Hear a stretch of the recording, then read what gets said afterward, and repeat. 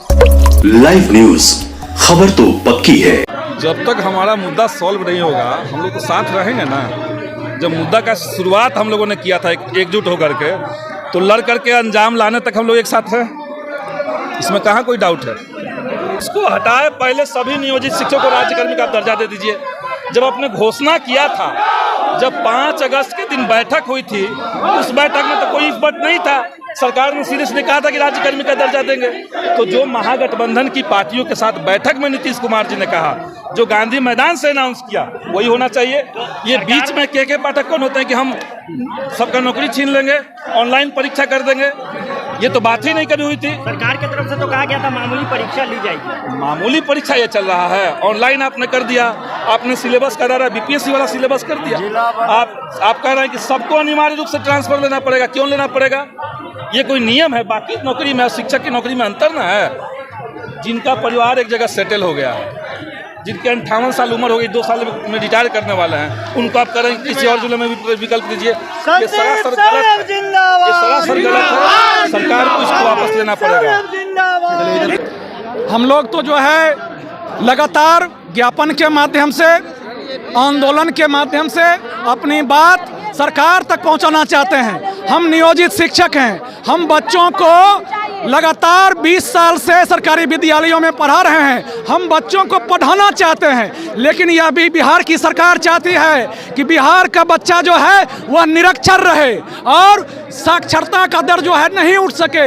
इसलिए ये सरकार बिहार के नियोजित शिक्षकों को लगातार प्रताड़ित करने का काम कर रही है।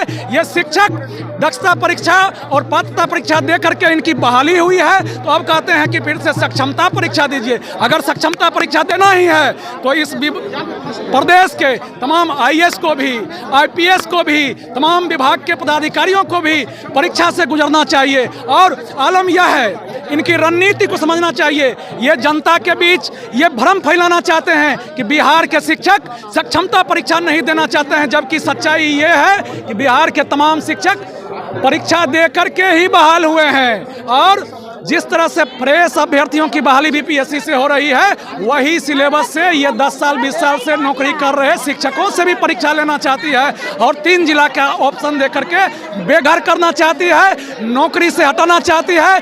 इससे हम तमाम नियोजित शिक्षकों ने काला कानून का दर्जा दिया है और इस काला कानून के खिलाफ हमारा प्रोटेस्ट जारी है, आगे भी जारी रहेगा। और हम आमंत्रित करना चाहते हैं, हम ना कमेटी के मेंबर नहीं थे,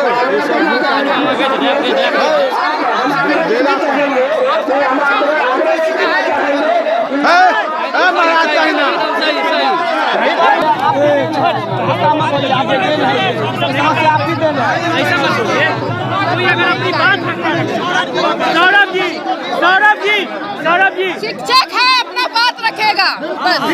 ये सरकार समझ रही है कि अच्छा काम कर रहे हैं, वो असल में शिक्षा विभाग के अंदर लूट तंत्र चला रहे हैं। बिल्कुल बिल्कुल तंत्र चल रहा है शिक्षा विभाग के अंदर। तमाम जिलों में जिस तरीके से आउटसोर्सिंग एजेंसी नियुक्त किए गए थे, कोई टेंडर नहीं है उसका, कहीं से कोई टेंडर नहीं हुआ। किस कंपनी को कौन सा जिला मिला, ये कहाँ से तय हुआ? लाखों रुपए पहुंचाए गए, के पाठक के जेब में गए।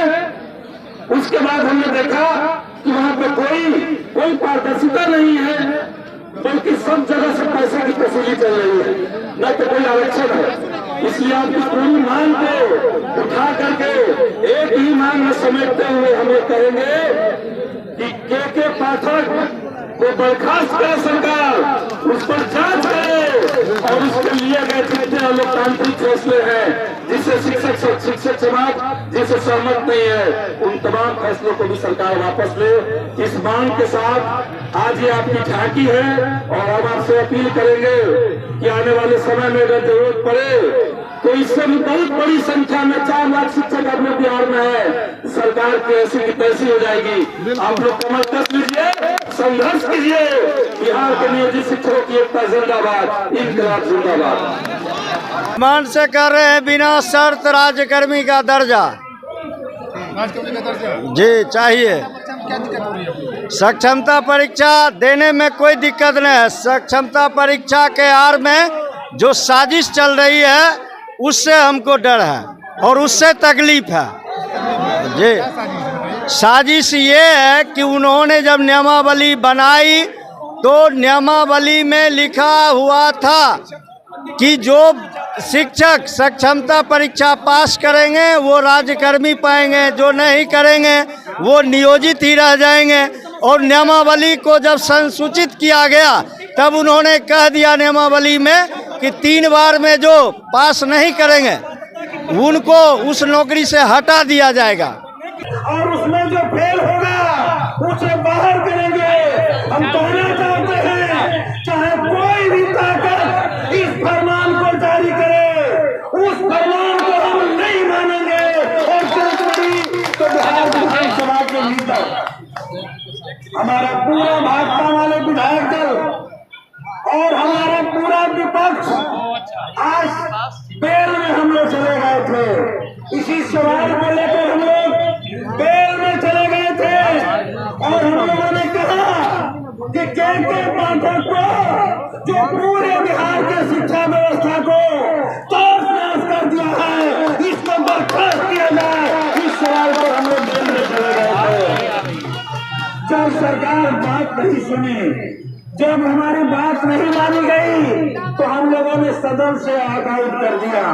वॉकआउट करने के बाद पूरे विपक्षी विधायकों की बैठकें हुई और हम लोगों ने तय किया है कि बाहर में लाखों की संख्या में हमारे शिक्षक भाई सड़कों पर हैं और उन्हीं लोगों के सहयोग से हम लोग जीत करके सदन में आए हैं। तो अगर वो सड़क पर है तो हम सदन के भीतर चैन से नहीं रहेंगे, सरकार के काम को खड़ा करेंगे।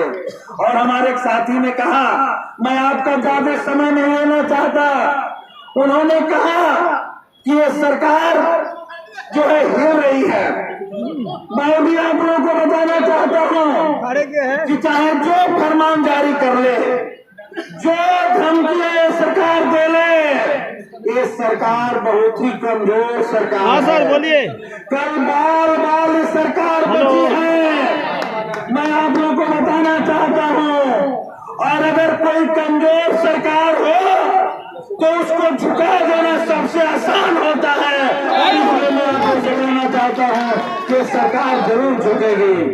इसलिए मैं पूरे तहे दिल से अपने पूरे पार्टी की ओर से, सभी पार्टियों की ओर से और संपूर्ण विपक्ष की ओर से आपके इस आंदोलन का समर्थन करता हूँ। और साथ ही आपके साथ अगर जरूरत पड़ी तो सड़कों पर लाठी खाने के लिए भी हम लोग आगे रहेंगे, इसमें कोई नहीं रहेंगे। इन्हीं शब्दों के साथ आपका लड़ाई आगे बढ़े, आप यहाँ लड़े, हम लोग विधानसभा में आपकी लड़ाई को लड़ रहे हैं, पूरी तौर पे आपके साथ है। बहुत बहुत धन्यवाद। जिंदाबाद। लाइव न्यूज, खबर तो पक्की है।